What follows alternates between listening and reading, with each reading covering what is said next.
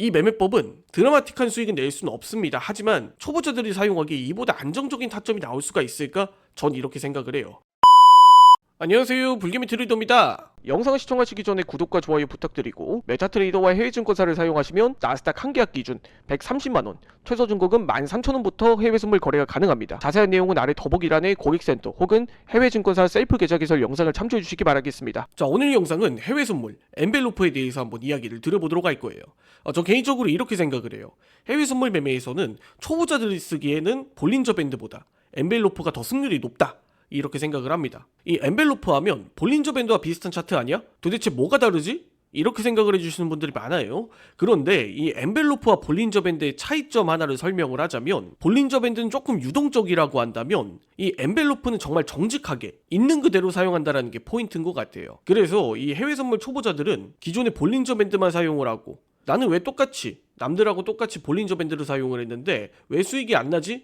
라고 생각이 드는 투자자라면 오늘 영상을 꼭 끝까지 시청해주시기 바라겠습니다. 자, 우선 엔벨로프는 제가 정직하다, 볼린저 밴드에 비해 정직하다라고 설명을 드렸었죠. 그 이유가 무엇이냐면, 이 엔벨로프와 볼린저 밴드는 굉장히 재밌는 게, 이 볼린저 밴드도 가운데의 중심선이 20일 이동평균선이죠. 그런데 엔벨로프 또한 가운데 중심선이 20일 이동평균선이에요. 그런데 볼린저 밴드는 여기서 표준 편차만큼 벌어진 개념이라고 한다면, 엔벨로프는 단순하게 중심선을 기준으로 퍼센테이지만큼 벌어진 개념이라고 생각을 해주시면 됩니다. 그렇기 때문에 설정값은 기간은 거의 20, 그리고 슬리피지, 즉 몇 퍼센트만큼 벌어져 있냐, 이 부분에서 0.1, 즉 10% 정도 벌어지게 설정을 하는 게 일반적이에요. 자, 그러면 이 엔벨로프가 단순하게 이동평균선 21선을 위에 10%, 아래 10% 정도 벌려놓은 게 전부인데 도대체 뭐가 특별하길래 이 엔벨로프가 초보자들이 쓰기 좋은가, 이 부분에 대해서 한번 설명을 드려볼게요.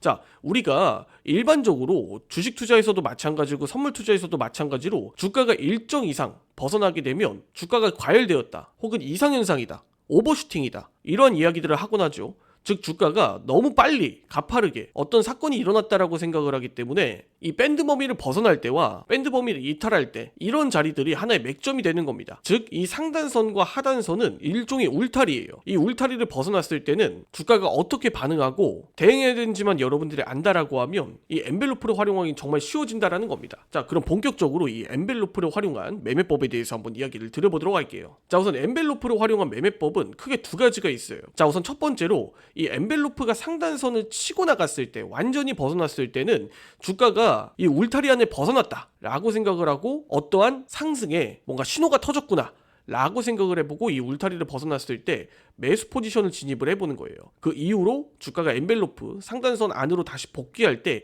이런 자리에서 우리가 익청을 하면 되는 겁니다. 이 엔벨로프가 일종의 울타리 같다라고 설명을 드렸었죠. 그렇기 때문에 우리가 이 캔들을 하나의 양이라고 생각을 해보는 거예요. 그러면은 이 울타리를 벗어났을 때 양들이 이렇게 도망갔다가 결국에 제자리로 돌아오는 성질이 있겠죠. 그러면 이런 자리에서 우리가 익청을 하면 매매 타점을 잡기는 굉장히 쉬워집니다. 하지만 이 매매법의 단점이 하나가 있어요. 잠깐 주가가 벗어났을 때 이런 자리라든지 이러한 자리, 이런 자리에선 대응하기가 어렵다라는 단점이 있습니다. 그렇기 때문에 전 두 번째 방식을 좀 추천을 드리고 싶어요. 결국에 주가라는 것은 상승이 있으면 눌림이 있기 마련이고 하락이 있으면 반등이 있기 마련이죠. 그렇기 때문에 이 엔벨로프를 벗어났을 때 그냥 이런 자리에선 관망을 하는 거예요. 이런 자리나 이런 자리. 그렇게 됐을 때 다시 주가가 엔벨로프의 밴드 범위 안으로 들어왔을 때, 엔벨로프의 밴드 범위 안으로 들어왔을 때 우리가 이런 자리에서 매도 포지션을 진입하면 되는 겁니다. 또 반대로 엔벨로프 하단을 벗어났다가 다시 엔벨로프 하단선으로 복귀하는 자리, 이런 자리에서 우리가 매수 포지션을 진입해보면 되겠죠. 즉 주가에 어느 정도 이탈과 돌파가 나왔을 땐 다시 주가가 원래 자리로 되돌아오려는 성질을 이용해서 우리가 비교적 안정적인 타점에서 매도 타점과 매수 타점을 진입하는 방식인 거예요. 이 매매법은 드라마틱한 수익은 낼 수는 없습니다. 하지만 초보자들이 사용하기에 이보다 안정적인 타점이 나올 수가 있을까? 전 이렇게 생각을 해요. 그리고 손절 타점과 익절 타점이 굉장히 명확하게 잡힌다는 게 포인트예요.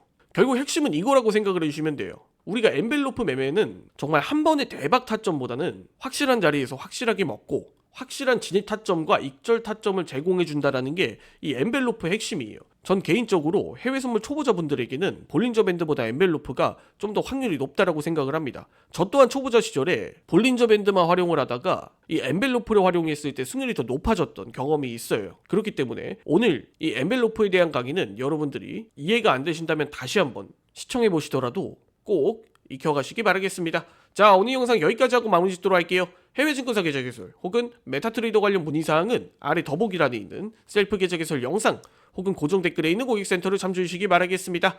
해외 증권사를 사용하시면 나스닥 한 계약 기준 140만원, 초소증거금 0.01 계약 기준 14,000원부터의 선물 거래가 가능하다 보니까 자세한 내용은 더보기란에 있는 셀프 계좌 개설 영상 혹은 고정 댓글에 있는 고객센터를 참조해 주시기 바라겠습니다. 지금까지 불개미 트레이더였습니다. 이 영상을 시청해 주셔서 감사드립니다.